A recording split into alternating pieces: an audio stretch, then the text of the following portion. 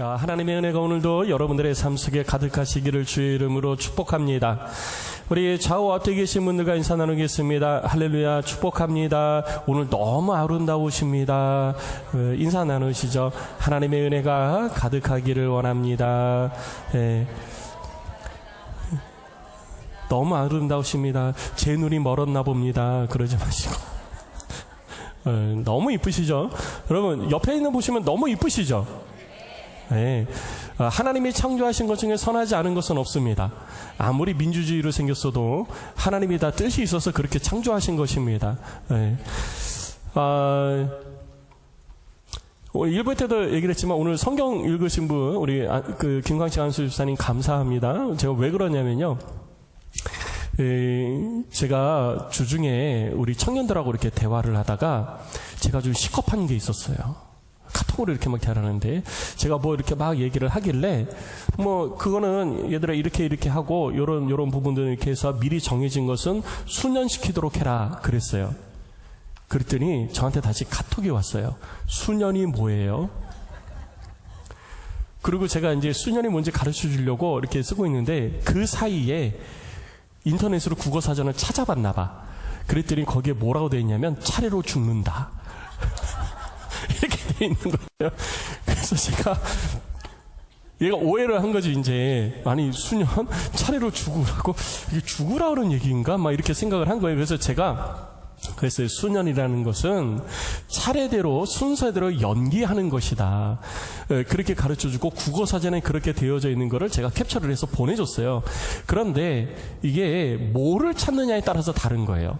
어떤 인터넷 국어사전에는 순전하게 죽는다, 차례대로 죽는다, 이게 먼저 나오는 이 인터넷 사전이 있고요. 어떤 것은 순서대로 연기하다, 이게 먼저 나오는 사전이 있는 거예요. 그러니까 내가 무엇을 바라보느냐에 따라서 뜻이 완전히 달라지는 거예요. 그래서 제가 그랬어요. 하나만 보지 말고 밑에 국어사전에 나온 다른 뜻이라고 돼 있으면 그것도 눌러봐라.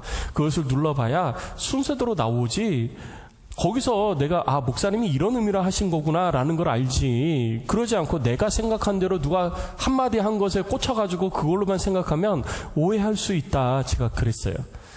왜 이 얘기를 했냐 하면 오늘 성경에 보면요, 본문에 이물과 고물이 나옵니다. 같이 읽었는데 제가 본 성경하고 여러분들이 읽은 성경하고 좀 다른가요? 오늘 본문에 보면 이물과 고물이 나오는데 오늘 오전에 성경 읽을 때 이물과 이렇게 읽는 거예요. 이물과 이렇게 읽어가지고 제가 아니 이물이 아니라 이물이야. 이물. 배의 앞머리를 이물이라고 그러거든요. 그래서 30절 말씀 보면 사공들이 도망하고자 하여 이물에서 닻을 내리는 채하고, 이거를 뭐라고 읽었냐면 사공들이 도망하고자 하여 이 물에서 닻을 내리는 채하고 이렇게 읽은 거예요. 그러니까 아버지 가방에 들어가신다가 된 거예요. 여러분 성경을 우리가 읽을 때 제일 중요한 건요, 국어를 잘해야 돼요. 국어. 그래서 저는 영어로 성경을, 목사님 영어 성경을 읽으면 영어 공부도 하고 성경도 읽고 일석이조인데 저 영어로 성경 읽으면 좋겠어요. 그래서 제가 하지 말라고 그래요. 내가 영어권에서 자라고 영어를 통해서 충분하게 영어의 그 감성, 단어가 주는 의미, 이런 것들은 내가 충분히 이해를 한다면 오케이. 그러면 영어로 성경을 읽어라. 근데 그렇지 않으면 한글로 읽어라. 나 한국 사람이니까 한글로 읽어야 한글 본연의 뜻을 우리가 충분하게 성경에서 이야기하고 있는 것을 명확하게 알 수가 있는 것이다. 그러니까 한글로 읽어라. 그럼 목사님은 영어 성경도 안 보고 다른 거 안 보세요? 물론 저는 영어 성경도 보고 헬라어도 히브리어도 다 봅니다. 근데 그거는 제가 군데군데 명확한 뜻을 알기 위해서 참고로 하는 거지, 하나님의 뜻을 읽고 깨닫기 위해서는 저도 한국어 성경을 보거든요. 한글 성경을 봐요. 그러니까 여러분, 우리가 하나님의 뜻을 명확하게 아는 것이 그렇게 중요한 거예요. 그리고 하나님의 뜻을 알아도 하나님의 뜻이 우리들 가운데 능력이 되어서 경험되어지려면 하나님의 말씀을 우리들의 삶 가운데도 끌고 와야지 되는 거예요. 내게 말씀하신 하나님의 뜻이 우리들의 삶 가운데 들어와서 우리들의 삶에 녹여져 가지고 우리들의 삶에 드러나야 된다는 것입니다. 이번에 지난주에 이제 8차 포럼을 마쳤는데, 이 8차 포럼을 진행을 하면서 제가 이제 조금 마음에 안타까움이 있어요. 그게 뭐냐면 현장 목회자들, 교회의 담임 목사님들이 좀 와서 같이 들었으면 좋겠다라는 생각을 하는데, 교회 담임 목사님들이 신학자들이 모이는 곳엔 또 잘 안 와요. 왜? 다 그냥 학문 얘기만 하잖아요. 그러니까 잘 안 오려고 그러더라고요. 근데 또 목회자들이 모여서 이야기하는 데는 학자들이 또 잘 안 와요. 이 좀 약간 안 맞는 부분이 있습니다. 그래서 이런 부분이에요. 재작년에 제가 6차 때 선교적 교회라는 부분의 주제를 가지고 발제를 했습니다. 그러면서 선교적 교회는 이렇게 해야 되는구나. 사람들이 많이 동의를 했어요. 여기는 학자들도 이거는 더 깊이 연구해야 될 분명히 필요가 있는 주제다 그러면서 막 이야기를 했습니다. 근데 학자들 이번에 선교학 교수님 중에 한 분이 뭐라고 얘기하냐면요. 선교적 교회라는 것이 학자들의 손에서 너무 주물럭거려졌다. 여러분, 선교적 교회면 교회 안에 선교가 이루어져야 되잖아요. 그럼 교회의 목회를 이루어가는 사람은 누구예요? 목사님들이죠. 그럼 목사님들이랑 같이 선교적 교회를 어떻게 이루어갈까를 함께 의논해야 되는데, 선교적 교회가 돼야 됩니다라고 학자들은 막 이야기하고 목사님들은 목사님들을 막 이야기하는 거예요. 그러다 보니까 이 두 가지가 하나가 되지 못하는 부분들이 있었던 거죠. 그래서 저는 이번에도 발제 시작할 때 그런 이야기를 했습니다. 학자들 사이에 논의되어졌던 것이 교회의 현장 목회에 적용되어져서 실천되어졌더니 어떠한 일들이 있었고 어떻게 우리들의 삶 가운데 하나님의 일하심이 드러났고 보완해야 될 점은 어떤 것인가를 함께 머리 맞대고 의논해야 하나님의 지상명령이 이 땅 가운데 이루어지는 일에 우리가 더 힘있게 나아갈 수 있다. 그러니 이것이 포럼이 단순히 포럼으로 끝나지 말고 현장 목회자들의 목회 현장이 좀 적용이 될 수 있는 방법을 우리가 함께 연구하고 노력했으면 좋겠습니다라는 이야기를 했거든요. 똑같아요. 하나님의 말씀이 아무리 우리들 가운데 들려져도요, 그 하나님의 말씀을 내 삶 가운데 내가 받아들여서 내 삶 속에 말씀이 적용이 되어지고 내 삶에 녹아져서 내 삶의 현장에서 그것이 실천되어지지 않는 이상 우리들의 삶 가운데 하나님의 말씀은 능력으로 임하지 않습니다. 그냥 글자로만 되어져 있는 거예요. 소리로만 되어져 있는 것이죠. 우리들 가운데 소리로, 글로 말씀하시는 그 하나님의 말씀이 내게 들려졌을 때 아멘으로 받으시기 바랍니다. 그리고 그 아멘으로 받은 말씀을 삶 속에 실천하십시오. 그리고 오늘 본문 44절에 기록되어 있는 것처럼 마침내 하나님께서 이루셨다. 할렐루야. 이 고백이 우리 가운데 있어야 될 줄로 믿습니다. 그래서 마침내 하나님이 약속하신 것이 마침내 내 삶 가운데 이렇게 이루어졌습니다. 이런 고백이 되어져야 되는 거예요. 그래서 우리가 매주 찬양하잖아요. 이것이 나의 간증이요. 이 찬양할 때마다 제가 이번 포럼에서도 이야기했는데요. 이것이 나의 간증이요. 그래야 되는데 그러면 이것이 뭡니까? 라고 물어봐야 되는 거예요. 이것이 나의 간증입니다 했는데 이게 있어야 되잖아요. 근데 이게 없어. 그때 그것이 나의 간증입니다. 이거는 있어요. 30년 전에 그때 그것이 나의 간증입니다. 몇 달 전에 그때 그것이 나의 간증입니다. 이거는 있는데 지금 나의 이것이 간증이라는 게 없다는 거죠. 그건 뭐냐면 하나님의 말씀이 내 삶 가운데 끊임없이 들려지지만 내가 취사 선택을 해가지고 필요에 따라서 말씀을 적용하는 것도 있고 적용하지 않는 것도 있기 때문이에요. 그러나 하나님의 말씀은 생명력이 있고 운동력이 있어서 우리들의 삶을 변화시키시고 우리들의 삶을 온전케 하시는 줄로 믿으시기 바랍니다.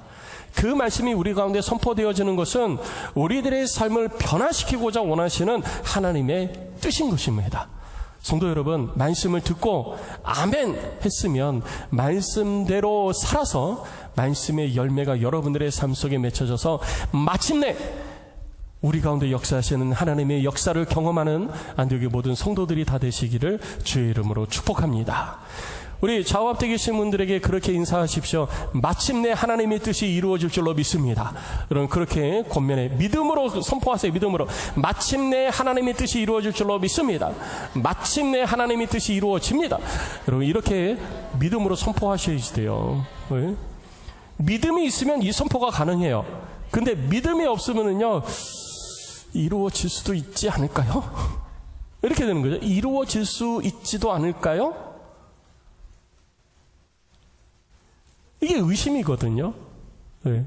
아니 목사님 의심이 아니라 100% 확신을 못하는 것뿐이에요.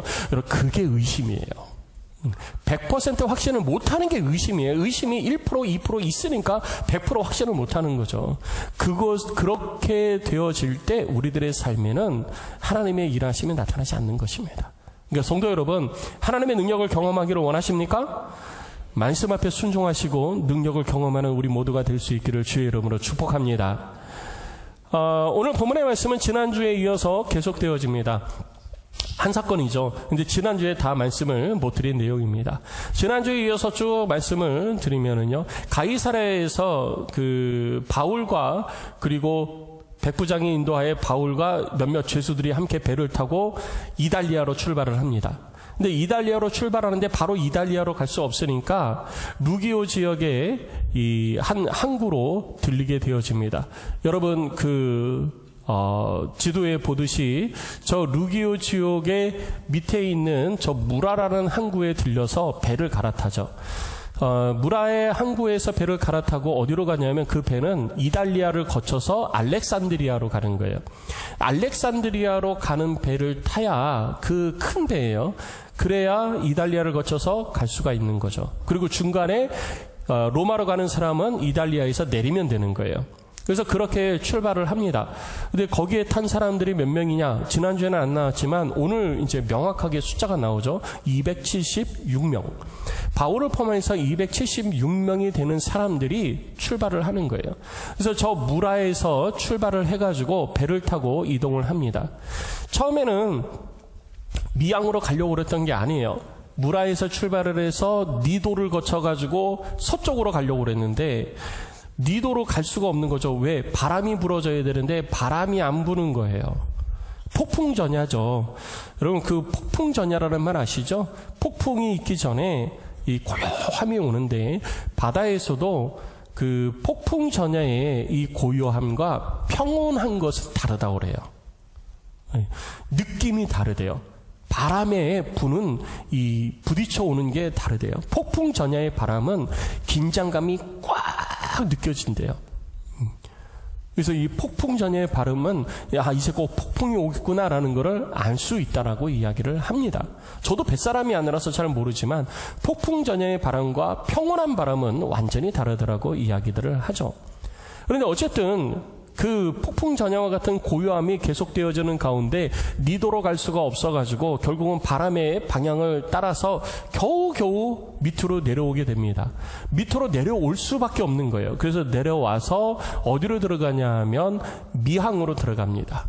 미항으로 들어가는데 이 미항에 정박을 해서 이제 필요한 거 싣고 사람들 내리고 타고 뭐 이런 일들을 하게 되어지죠. 근데 여기서 결정을 해야 됐어요. 뭐냐면 이제 미항에서 출발을 하는데 미항에서 출발해서 갈 때 곧 겨울인데 겨울을 미항에서 날 것인가 아니면 더 큰 항구 베닉스로 갈 것인가. 사람들이 볼 때는 베닉스에서 겨울을 나는 게 더 합당해 보인 거죠. 그런데 바울은 베닉스로 가면 안 된다. 미항에서 겨울을 나야 된다라고 얘기하죠. 근데 백부장이 뱃사람들의 말을 더 신뢰를 했던 거예요.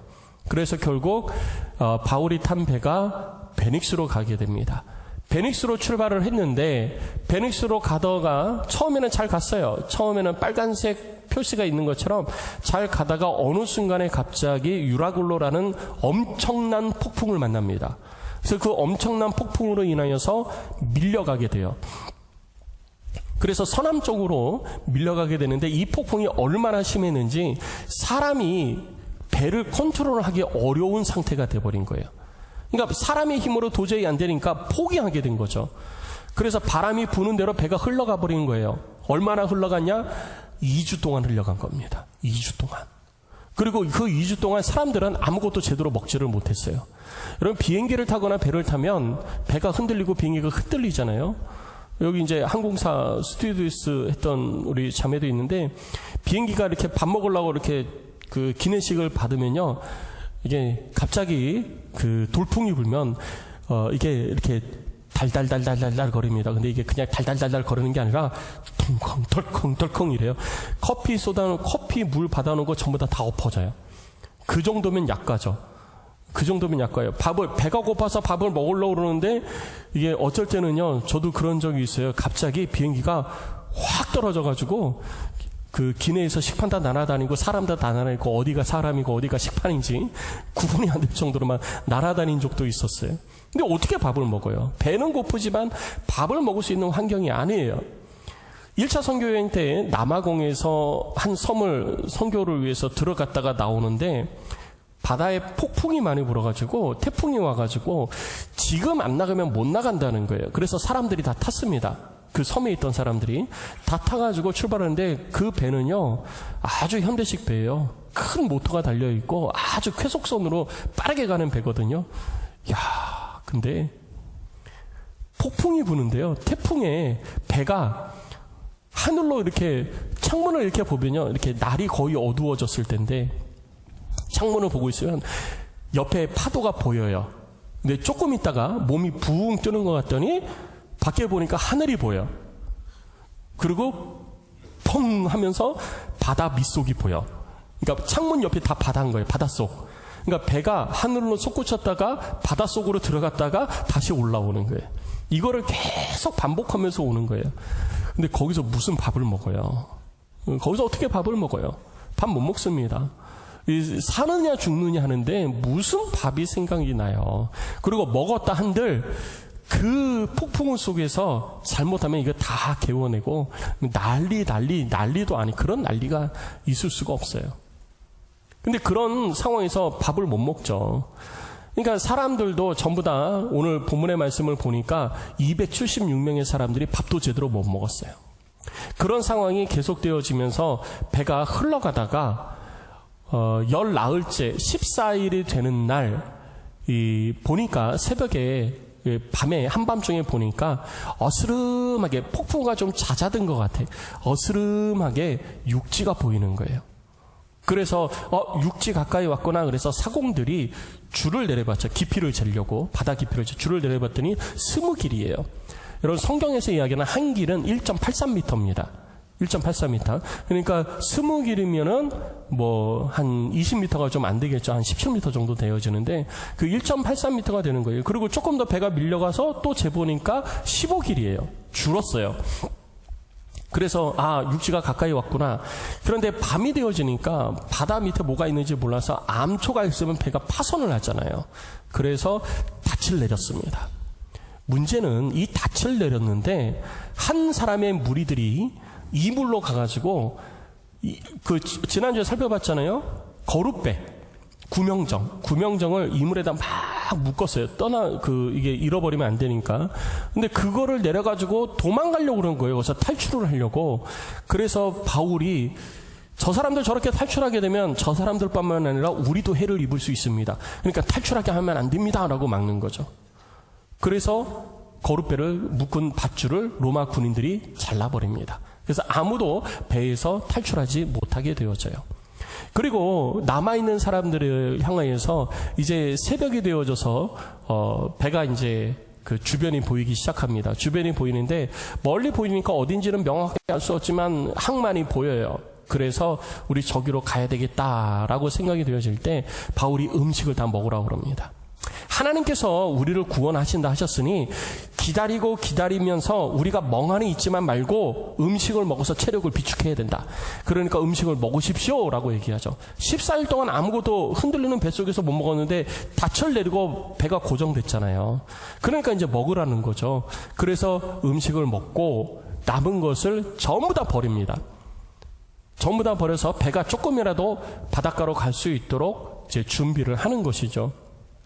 그리고 날이 새서 배를 움직이기 위해 닻을 내렸던 줄을 다 끊어버립니다. 그리고 배가 사람들이 볼 때 배를 댈 만한 곳이 있어서 그쪽으로 쭉 가요. 가는데 모래톱에 걸려가지고 배가 멈춥니다.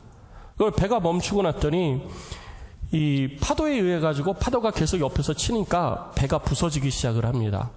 그러니까 사람들이 긴장이 돼가지고 탈출을 해야 되겠는데 탈출을 하다가 죄수들이 도망을 가버리면 죄수들을 지키던 로마 군인들이 자기의 목숨으로 갚아야 되는 거예요. 그러니까 내가 관리하던 죄수가 도망가면 내가 죽는 거예요, 대신. 그러니까 누가 그걸 하겠어요. 그래서 죄수들 도망 못 가게 죽이려고 한 거죠. 그때 백부장이 바울도 죄수 신분은 아니지만 이미 기소가 된 상태예요. 이것이 바울의 죄다라고 한 건 아니지만 이미 기소가 되어졌기 때문에 바울도 죽습니다. 바울을 관리하는 로마 병사가 있어서. 그래서 바울을 구원하려고 그 죄수들을 죽이지 못하게 하죠. 그리고 거기에서 마지막에 이렇게 결정을 하게 됩니다. 그러면 헤엄칠 수 있는 사람은 지금 배에서 내려서 헤엄쳐서 바닷가로 가고 육지로 가고, 헤엄을 못 치는 사람은 배에 있는 화물과 그리고 여러 기물들을 의지하고 널판지를 의지해서 다 상륙해라 라고 명령을 하죠.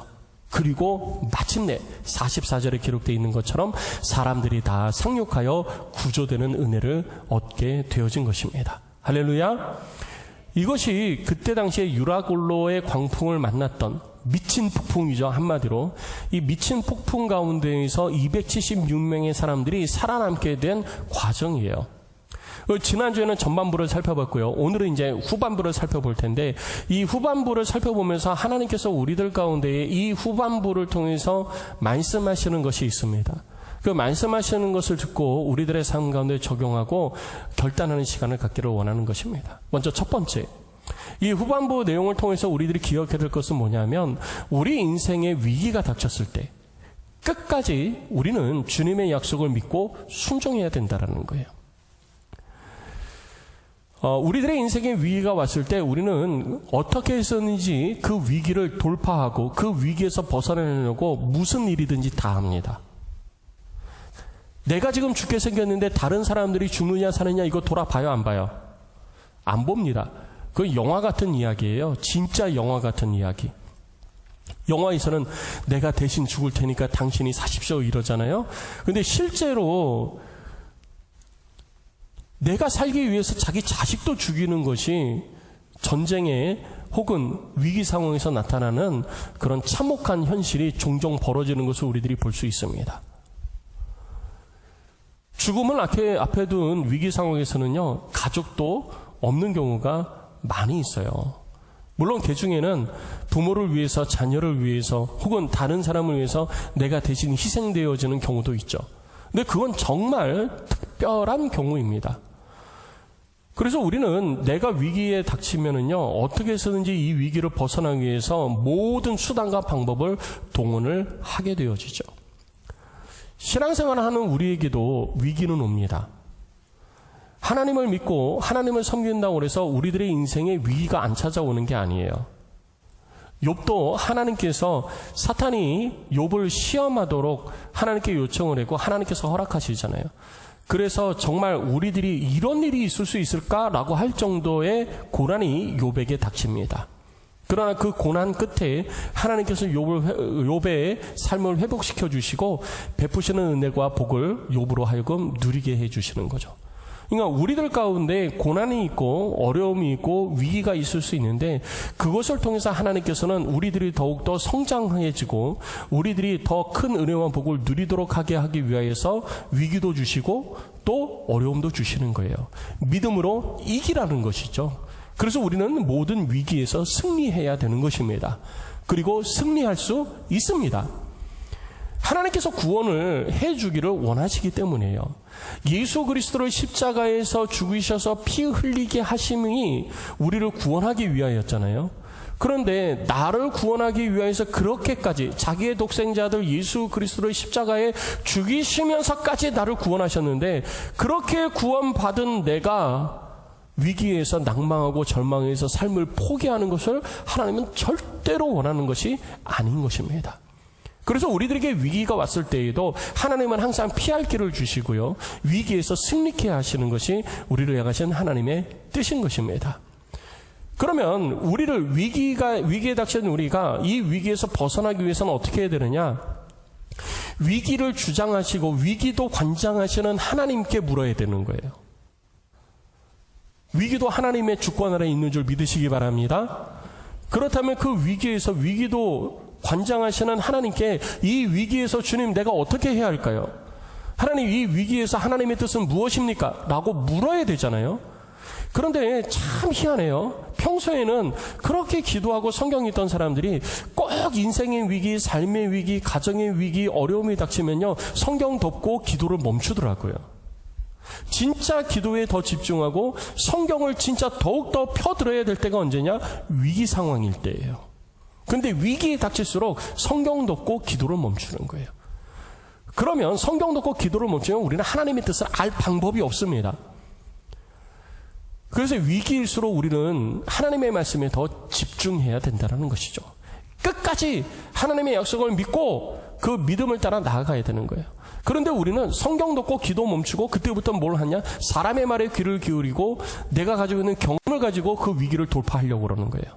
그런데 고린도전서의 말씀을 보면 바울이 하나님에 대해서 이렇게 고백을 했습니다. 고린도전서 1장 25절 말씀을 보면 이렇게 고백하고 있는데 우리 같이 읽어볼까요? 시작. 하나님의 어리석음이 사람보다 지혜롭고 하나님의 약하심이 사람보다 강하니라. 바울의 고백인데 이게 뭐냐면 하나님이 어리석어요. 하나님은 어리석지 않습니다. 그런데 설사 하나님이 어리석다 할지라도 사람이 아무리 지혜로워도 하나님의 어리석음에 이르지는 못하는 거예요. 하나님이 약하시다 할지라도 사람이 아무리 강해도 하나님의 강함에 이르지 못한다라는 거예요. 결국 우리는 누구를 의지해야 되느냐? 하나님을 의지해야 된다라는 것이죠. 위기일 때일수록 내가 어떻게 해야 될지 모를 때, 내가 이 고난의 상황을 어떻게 넘어서야 될지 모를 때, 우리는 그때 뭘 해야 되느냐? 성경 피고 기도에 전념해야 되는 거예요. 여러분 경험하시죠? 우리들의 인생에 위기가 왔을 때 여러분 어떻게 하셨습니까? 성경 읽고 기도에 더 힘쓴 분들은 많지 않으신 것 같아요. 거의 대부분 어떻게 하지 지금 기도가 문제야, 성경이 문제야, 지금 내가 지금 삶이 이런데, 그리고 내 삶에 무엇인가 도움을 줄 것들을 찾아다니기 시작하죠. 다른 사람은 돌아보지 않습니다. 그래서 오늘 본문의 말씀에서도요 바울이 하나님만 의지하십시오, 하나님이 우리를 구원하십니다, 하나님이 약속하셨습니다 라고 이야기를 했어요. 그런데 사람들은 그 말에 위로를 받았습니다. 하나님이 우리를 구원해 주신다고? 그럼 기다려보면 되겠구나. 그리고 바울은 14일 동안 이 일을 계속 사람들에게 이야기하면서 사람들을 격려했을 거 아니에요. 그 위기 가운데서 격려하면서 바울이 함께 끌고 왔는데 막상 이제 눈앞에 육체가 보이기 시작하니까 한 무리의 사람들이 나라도 살고 보자. 다른 276명의 사람, 275명, 270여 명, 이 사람들은 일단 둘째치고 일단 나라도 살아야 되겠다라는 생각이 든 거예요. 여러분들은 어떻게 하시겠어요? 그런 마음 들지 않겠습니까? 그러니까 이 무리의 사람들이 나라도 살고 보자라고 한 거예요. 그래서 구명정을 내린 거예요. 거룻배를 내린 겁니다. 도망가려고 한 거죠. 그래서 그것이 바울의 눈에 띈 거예요. 그래서 바울이 빨리 저 사람들이 도망가지 못하게 하십시오. 저 사람들이 여기서 하선하지 않게 해야 됩니다. 잘못하면 우리 다 죽습니다. 저 사람들뿐만 아니라 우리도 위험합니다. 그런 거죠. 왜 그랬을까? 여러분 가만히 한번 생각해 보세요. 276명 중에 보통 거룻배에는 6명에서 8명 탑니다. 그럼 270명 중에 76명 중에 6명 탈출하고 270명이 남았어요. 그럼 276명이 조금만 기다리면 하나님이 구원해 주실 텐데 뭐가 급하다고 저렇게 갈까? 이렇게 얘기하겠어요? 우리는 결과를 아니까 하나님이 구원해 주신다고 하죠. 근데 그때 그 당시의 사람들은요, 내가 먼저 갈 걸, 내가 기회를 놓쳤네, 내가 가가지고 먼저 저걸 탔어야 되는데 지금이라도 떠날까? 내가 헤엄쳐서 살려달라고 그러면 저 배에 탈 수 있지 않을까? 이런 생각하면서 바다로 뛰어내리는 사람이 있지 않을까요? 그리고 어떻게 해서든지 그 배를 타고 도망하는 사람들을 보면서 후회도 하고 낭망도 하면서 삶을 포기하려고 하는 사람들도 있지 않겠어요? 다 온전히 구원 못 받는 거예요. 그리고 거룻배를 타고 나갔는데 그 시간이 언제냐면요, 날이 이제 막 밝은 때예요. 그리고 거기는 사람들이 잘 모르는 곳입니다. 항만 같은 것들이 보여가지고 저리로 가야 되겠다라고 생각을 하잖아요. 그러니까 바닥에 암초가 어디에 있는지, 백길이 어딘지 잘 모르는 거예요.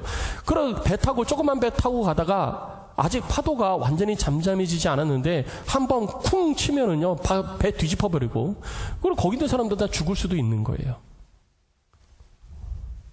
내가 내 경험상 혹은 내 의지로 최선의 선택이라고 선택을 했는데 그게 나의 최고의 지혜인데, 하나님, 우리의 삶의 위기도 하나님의 주권 아래에서 주장하시는 그 하나님께서 하나님의 어리석음보다 사람의 지혜로움이 더 뛰어나다고 그랬는데, 결국 그 일로 인하여서 사람들은 하나님 앞에서 자기의 생명을 잃게 되는 경우도 발생을 할 수 있다는 거예요. 그래서 바울은 말린 겁니다. 하나님의 약속을 믿고 기다리라는 거예요. 하나님의 뜻이 있으니까 기다리라는 거죠. 우리들의 생각이나 우리들의 경험을 가지고 자꾸 뭔가를 하려고 하지 말라는 거예요.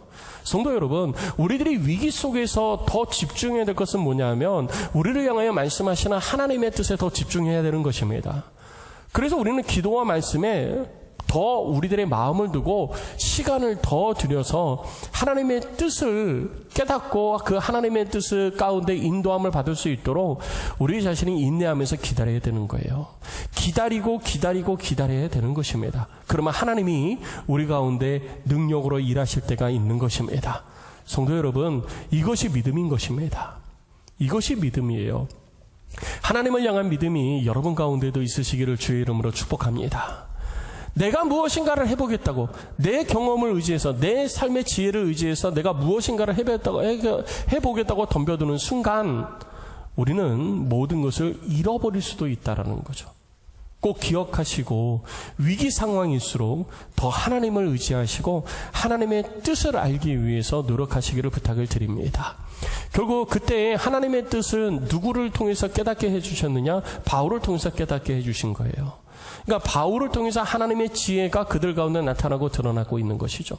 그러니까 지금 우리들 가운데에도요, 우리가 위기에 있을 때 말씀과 기도, 그리고 목회자의 지도를 통해서 그 위기에서 벗어나게 해주시는 하나님의 뜻을 우리가 알 수 있는 것이죠. 그러니까 내가 기도하고 말씀 보고 그리고 그 가운데 하나님의 지혜를 구하면서도 목회자와 상담을 통해 가지고 그 위기 가운데 하나님의 방법으로 일어설 수 있는 것들을 지도를 받아야 될 필요가 있다라는 것이죠.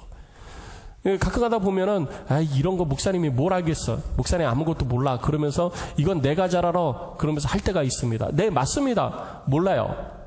모릅니다. 제가 여러분들의 위기 속에서 그 위기를 돌파할 수 있는 방법, 주식으로 폭락을 했는데 제가 주식에서 성공할 수 있는 방법 제가 어떻게 합니까? 제가 안 하는데.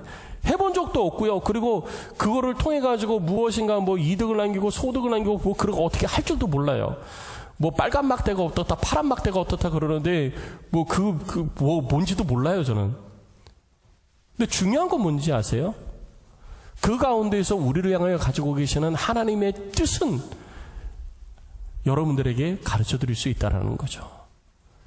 그 위기 속에서 어떻게 하는 것이 하나님이 진짜 내게 원하시는 것인가, 내가 어떻게 하기를 하나님은 기다리시는가, 이거는 가르쳐 드릴 수 있는 거예요. 그리고 그것을 통해서 하나님은 우리들의 삶 가운데 개입하시고 하나님께서 구원의 은혜를 베풀어 주시는 것입니다. 성도 여러분, 우리들의 방법이나 우리들의 의지가 아니라 하나님의 방법으로 여러분들의 위기가 온전케 되어지는 그런 역사를 경험하는 우리 모두가 될 수 있기를 주의 이름으로 축복합니다. 그리고 두 번째, 오늘 본문의 말씀을 통해서 우리들이 한 번 더 생각해 볼 수 있는 것은 뭐냐면, 하나님께서 자신의 뜻을 드러내실 때 우리는 우리의 몫을 해야 된다는 거예요. 우리의 몫. 그러니까 하나님께서 그러셨잖아요. 바울을 통해서 얘기하신 게 뭐냐면, 한 명도 빠짐없이 다 구원받을 것이다. 한 명도 죽는 사람이 없을 것이다 그랬습니다. 그래서 바울도 계속 얘기했죠. 계속 얘기했어요. 그러면 뭐 하고 있어야 돼요? 가만히 있어야 되나요? 가만히 있으면 맞는 거예요? 하나님이 하신다고 그랬으니까 그냥 가만히 있으면 될까요? 어떻게 하는 게 우리가 하나님의 뜻을 경험하는 것일까요? 하나님의 구원의 은혜를 누리는 것이 어떻게 하는 것일까요? 출애굽기 14장 14절 말씀을 보면 홍해 앞에 서 있는 이스라엘 백성들이 있습니다. 그리고 그 앞에 선두에 모세가 서 있는데 그 모세와 이스라엘 백성들을 향해서 하나님께서 말씀하시는 거예요. 같이 읽어볼까요? 시작.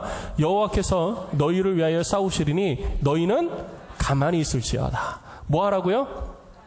누가 싸우시니까? 여호와께서 싸우시니까. 하나님이 싸우시니까 넌 가만히 있어. 괜히 앞에 나서가지고 설레발 치지 마. 내가 해보고 있습니다. 내가 해보고 있습니다. 막 그러면서 하지 마. 그냥 가만히 있어. 나 이거 잘해요. 나 이거 잘해. 나 이거 할 줄 알아요. 그러지 마. 가만히 있어. 하나님이 싸우실 거야. 근데요, 그러면 하나님이 싸우시니까 가만히 있어. 그럼 뭐 하고 있으면 돼요? 뭐 하고 있어야 돼요? 가만히 있으라고 그랬잖아요. 그럼 어떻게 순종해야 돼요? 가야 돼요. 가만히 있어야 돼요. 가만히 있어야죠. 가만히 있는 게 순종하는 거예요? 아니면 불순종하는 거예요? 순종하는 거죠. 그럼 가만히 있으면 돼요. 근데 15절, 16절 보면 가만히 있다고 또 하나님 막 뭐라고 그러세요? 15절, 16절 읽어볼까요? 바로 이어 나오는 거예요. 같이 읽습니다. 시작. 여호와께서 모세에게 이르시되 너는 어찌하여 내게 부르짖느냐? 이스라엘 자손에게 명령하여 앞으로 나아가게 하고 지팡이를 들고 손을 바다 위로 내밀어 그것이 갈라지게 하라. 이스라엘 자손이 바다 가운데서 마른 땅으로 행하리라. 아니, 가만히 있으라고 그래서 가만히 기도하고 있는데 이제는 가만히 기도한다고 뭐라고 그래요? 뭐가 맞는 거죠? 뭐가 맞는 거예요? 우리는 가만히 있어야 될까요? 뭔가를 해야 될까요? 여기서 잘못 말하면 지금 이상해집니다.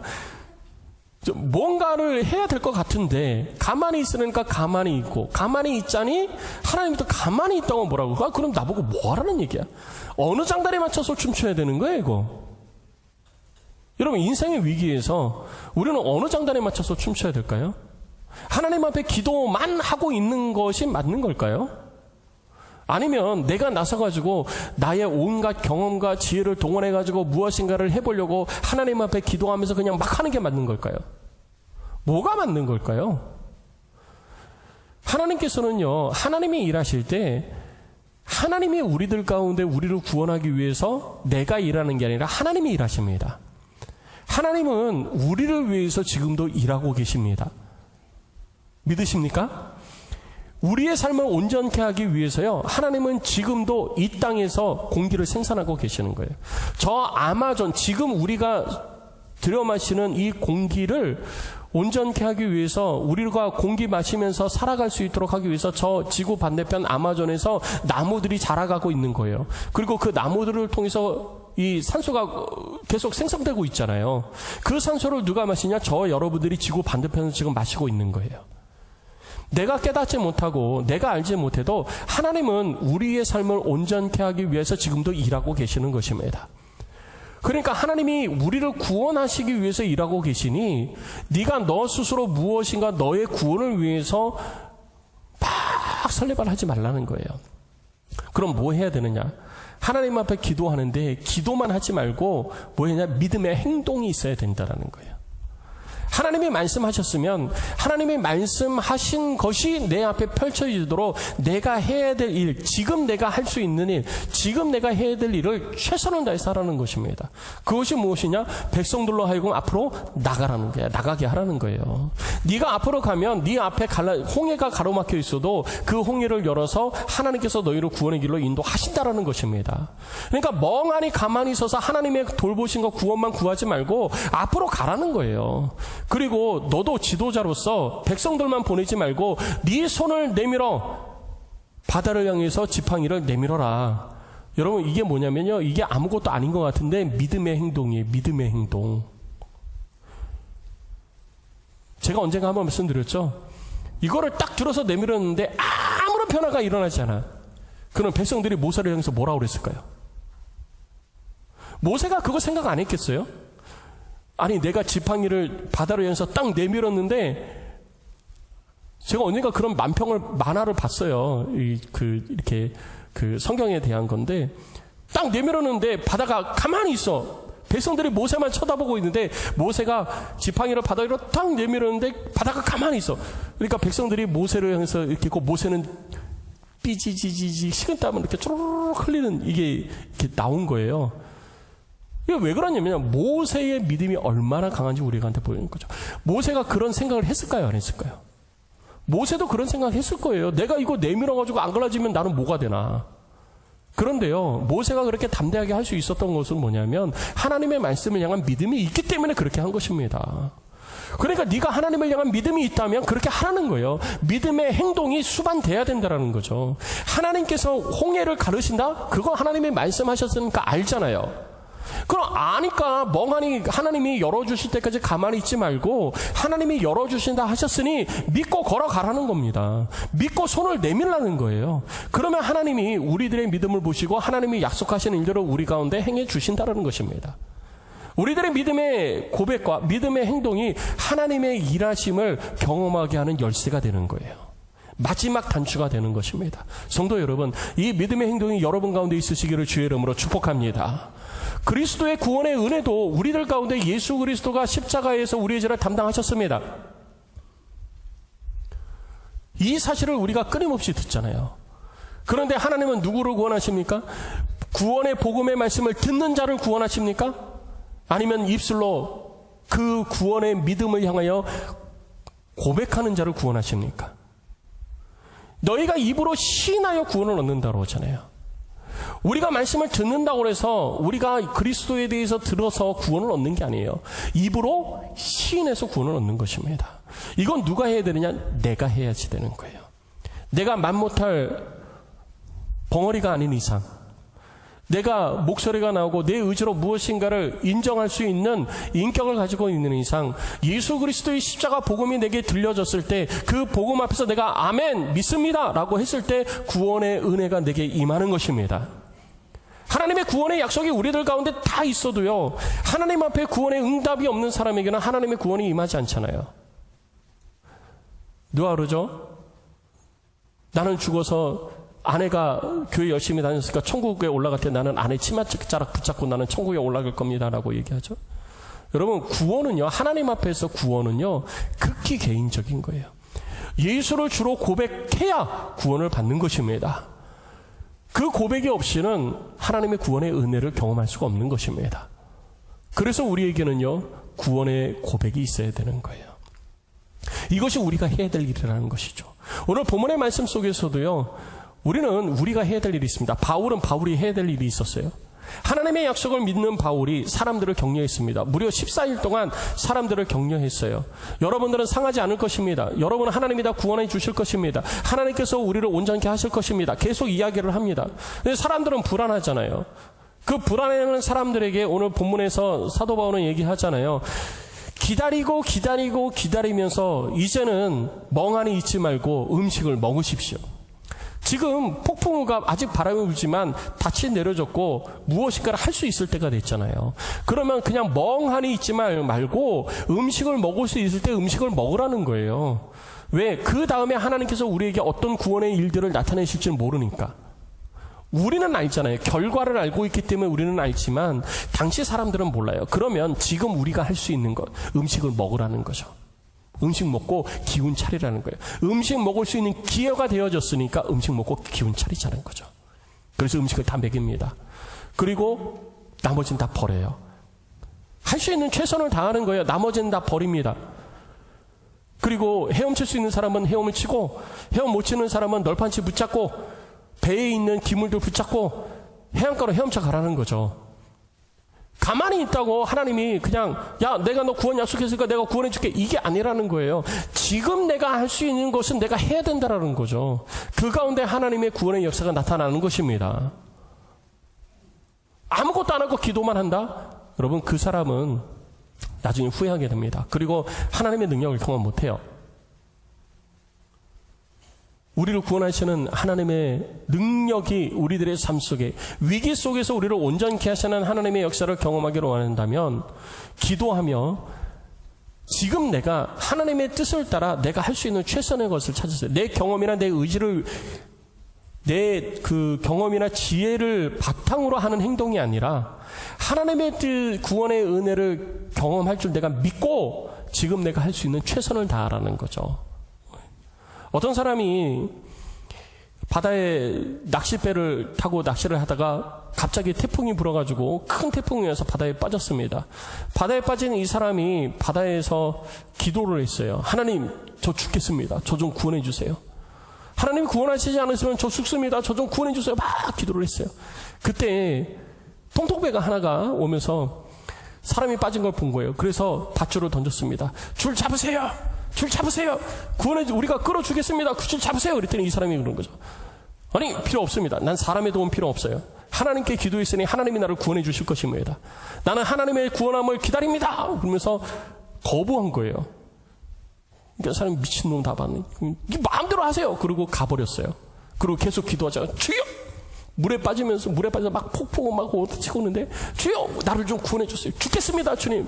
나를 좀 구원해 주세요. 그랬어요. 조금 있다가 큰 배가 옆을 지나가면서 이 사람을 본 거예요. 이 사람을 발견한 것도 대단한 거죠. 봤어요. 그래서 이번에는 이 구명 튜브를 던졌어요. 그거 붙들고 있으면 우리가 구해주겠다. 그러니까 이거 붙으세요! 막 그랬더니 이 사람이 그것도 거부하는 거예요. 당신의 도움이 아니라 나는 하나님의 도움을 기다리고 있습니다. 내가 기도했는데 하나님이 구원해 주실 건데 왜 당신들이 나를 구합니까? 나는 하나님의 도우심을 구합니다. 어찌 보면 되게 믿음이 있어 보이죠? 나는 하나님의 도움을 구합니다. 그래서 그 배도 그냥 가버렸어요. 근데 이제 진짜 죽겠는 거예요. 힘도 다 빠지고. 야, 나 좀 구해주세요. 진짜 죽겠습니다. 그럴 때 멀리서 툭툭툭툭툭 하면서 헬기 한 대가 막 날아온 거예요. 그리고 잠수부들이 이제 뛰어내리고 막 난리를 한 거죠. 이 사람을 구하기 위해서 막 난리를 하고 밧줄 내리고 사다리 줄사다리 내리고 막 그러면서 막 태우려고 막 그러는데 이 사람이 막 밀어내는 거예요. 아니, 난 사람의 도움이 필요한 게 아니라 하나님께서 나를 구원해 주시겠다 했으니 나는 하나님의 도우심을 구하는 겁니다. 하나님이 나를 구원해 주실 나는 믿습니다. 나는 그렇게 믿고 기도하고 있어요. 그러니까 여러분 가십시오. 당신들의 도움 필요 없습니다. 그냥 가세요. 라고 그것도 거부했어요. 그리고 그 사람들이 그냥 갔어요. 헬기도 갔어요. 마침내 빠져 죽었습니다. 마침내 빠져 죽었어요. 빠져 죽었어. 그걸 하나님 앞에 썼어요. 하나님 기도하고는 그 예수를 주로 고백한 사람이잖아요. 막 기도하고 결국 죽어서 하나님 앞에 섰습니다. 그러니까 하나님 앞에 뭐 원망의 소리를 하죠. 아니, 하나님 그럴 수가 있습니까? 내가 그렇게 물에 빠져가지고 구해달라고 그렇게 기도를 했는데 사람의 도움을 구하지 않고 그렇게 내가 기도했는데 왜 나를 죽이십니까? 내가 죽는 것이, 내가 바다에 빠져 죽는 것이 하나님의 뜻입니까? 막 항의를 했죠. 그때 하나님이 그러시냐. 야, 내가 너를 구원해 주려고 내가 세 번이나 배도 보내고 헬기도 보내고 했는데 너 다 거부했잖아. 네가 빠져준 건 네 탓이야. 하나님이 그러신 거예요. 여러분, 우리가 하나님의 구원의 손길이 우리 가운데 있어도요, 내가 그것을 붙잡지 않으면, 내가 무엇인가를 하지 않으면 아무 소용없는 거예요. 하나님은 우리들이 위기에 빠져 있을 때 하나님의 방법을 통해서 우리들 가운데 하나님의 구원의 은혜를 베푸십니다. 그런데 우리들이 가지고 있는 생각이나 우리들이 가지고 있는 경험과 지혜를 바탕으로 하나님의 일하심보다는 나의 의지를 가지고 무엇인가 하나님의 구원의 은혜를 바라본다면요, 하나님의 구원의 은혜는 경험 못하는 거예요. 그래서 우리는 하나님 앞에 늘 언제나 겸손히 나의 의지와 나의 경험을 앞세우지 말고 이 위기 가운데서 나를 구원해 주시기 위하여서 일하시는 하나님의 일하심을 바라보고 기다려야 되는 것입니다. 그렇게 할 때 하나님의 구원의 은혜가 우리 가운데 임하는 것입니다. 오늘 본문의 44절에 이야기하잖아요. 마침내 사람들이 다 상륙하여 구조되니라. 위기 가운데에서 우리를 구원하시는 그 하나님께서 지금도 우리의 삶 속에서 역사하여 주시는 줄로 믿으시기 바랍니다. 그리고 그 하나님의 뜻을 따라 이 땅에서 삶을 살아가는 우리가 하나님의 뜻에서 벗어나지 않고 하나님의 뜻에 합한 일들을 이루어가면서 내가 하나님의 뜻대로 지금 내가 해야 될 일을 열심히 감당할 때 마침내 하나님의 구원의 은혜가 내게 임하여서 우리들이 삶의 어려움, 위기, 인생의 고난 가운데 빠져있는 나를 구원하시는 하나님의 능력을 경험하게 되는 것입니다. 이 은혜가 우리들 가운데 있게 되어질 줄로 믿습니다. 그래서 우리는 마침내 하나님의 능력이 경험되어져야 되는 거예요. 아무리 기도만 하고 아무리 멍하니 있다고 하나님이 내가 기도했고 하나님께서 이렇게 하실 줄 내가 믿고 하나님께서 그렇게 하실 줄 나는 확신해. 하나님께서 내게 말씀해 주신 거야. 그런다고 가만히 있는다고 모든 게 다 해결되는 게 아니에요. 하나님의 몫이 있으면요, 내 몫이 있는 거예요. 하나님이 한 손을 흔드시잖아요. 하나님의 구원의 손을 흔드시면요, 내가 하나님의 구원의 손에 손바닥을 쫙 맞춰야 되는 거예요. 그래야 소리가 나는 겁니다. 구원의 소리가 거기서 딱 울려 퍼지는 거예요. 구원의 은혜가 거기서 맛보아지는 것입니다. 성도 여러분, 오늘도 여러분들을 위기에서 구원하실 하나님의 역사가 하심이 여러분 속에 맛보아지시기를 주의 이름으로 축복합니다. 이것이 그리스도인의 삶인 거예요. 제가 서두에 얘기했잖아요. 이것이 나의 간증이요. 그러면 이것 가지고 하나님 간증 삼으세요. 하나님 앞에. 사람 앞에 이것 가지고 간증 삼으십시오. 오늘도 우리들 가운데 역사하시는 하나님이 위기가 처해 있는 우리들 가운데 일하고 계세요. 우리를 구원하시려고, 우리를 위기 가운데서 온전케 하시려고 지금도 일하고 계십니다. 문제는 뭐냐면 내가 하나님의 구원의 계획을 내가 전혀 모르고 내 방법대로 내가 내 이 위기에서 벗어나려고 온갖 나의 지혜와 경험만 가지고 벗어나려고 하니까 하나님의 능력을 경험하지 못하는 것입니다. 지혜와 경험을 내려놓읍시다. 그리고 하나님의 뜻을 구합시다. 주께서 말씀하여 주실 거예요. 주께서 가르쳐 주실 것입니다. 그리고 그 위기 가운데서 내가 어떻게 해야 할지 주께서 주의 성령, 우리 가운데 보혜사 되시는 성령을 통해 우리 가운데 깨닫게 해주십니다. 그러면 머뭇거리지 말고 힘써 가십시오. 힘써서 지금 하나님의 구원의 은혜가 내게 임하기를 기대하면서 힘써 가십시오. 바울이 먹으십시오라고 할 때 먹고 헤엄치십시오 할 때 헤엄쳤더니 하나님의 구원의 은혜를 누리잖아요. 멍하니 있으면 우리가 영화를 하도 많이 봐가지고 저도 그래요. SF 영화 어릴 때부터 되게 좋아했거든요. 뿅 하면은 여기 있다는 사람이 뿅 하면 여기서 딱 나타나는 거예요. 하나님께서 배에 있는 사람들 뿅 해가지고 바닷가 모래사장 위에 뿅 하고 나타나게 해주면 얼마나 좋아. 그게 하나님의 능력 아니야? 라고 얘기했는데 하나님은 그렇게 일 안 하시잖아요. 하나님은 그렇게 일 안 하세요. 우리들 가운데, 우리들의 믿음 가운데 하나님은 우리들의 믿음을 보시고 일하시는 분이십니다. 그러니 주를 향한 믿음을 보이시기 바랍니다. 믿음의 행동, 믿음의 고백, 그리고 하나님의 믿음의 역사를 경험하는 우리 모두가 될 수 있기를 주의 이름으로 축복합니다. 우리 시간 함께 찬양하고 기도합시다. 우리들의 삶 가운데 일하시는 그 하나님이 지금도 위기, 어려움, 두려움에 빠져있는 우리를 구원하기 위해서 지금도 일하고 계시는 줄 믿습니다. 그 하나님이 말씀을 통해서 기도를 통해서 우리들에게 하나님의 자신의 뜻을 가르쳐주고 계세요. 내가 말씀도 기도도 가까이 하지 않으니 하나님의 뜻을 모르는 것뿐입니다. 기도하십시오. 그리고 하나님의 말씀을 펼치십시오. 그리고 하나님의 뜻을 구하십시오. 주께서 가르쳐 주십니다. 가르쳐 주실 뿐만 아니라 지금 내가 무엇을 해야 할지도 하나님께서 깨닫게 해주시는 거예요. 그럼 머뭇거리지 마세요. 왜 머뭇거리고 계십니까? 기도만 하지 말고 백성으로 하여금 앞으로 나아가게 해라. 그러고만 있지 말고 네 손에 들고 있는 지팡이를 바다를 향해서 내밀어라 하시는 하나님께서 우리에게 무엇을 해야 할지, 여러분 14일 동안 굶었으니까 먹으십시오, 헤엄치십시오 라고 한 것처럼 우리들이 지금 무엇을 해야 할지 하나님이 가르쳐 주시잖아요. 멍하니 있으면 아무것도 못합니다. 성도 여러분, 결단하십시오. 머뭇거리지 말고 결단하십시오. 지금 결단해야지 돼요. 지금 결단하십시오. 여러분 덮어놓은 성경책 펴십시오. 멈추었던 기도 다시 입을 열어 하나님 앞에 기도의 소리를 내십시오. 하나님의 은혜를 구하십시오. 하나님의 구원의 은혜가 오늘 이 시간 우리들 가운데 임하게 되어줄 줄로 믿습니다.